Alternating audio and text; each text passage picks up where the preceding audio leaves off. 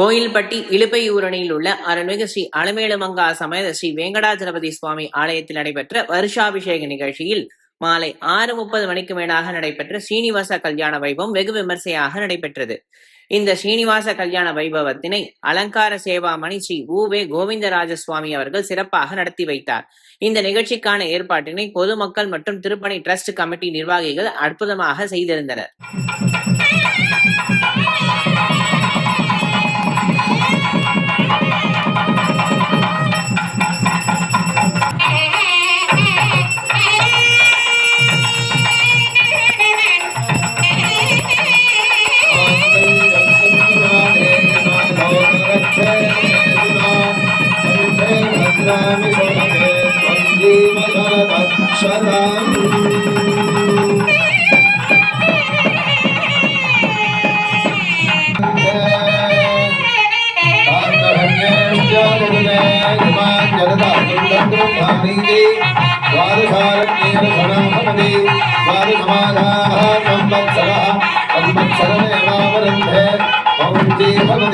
भवति और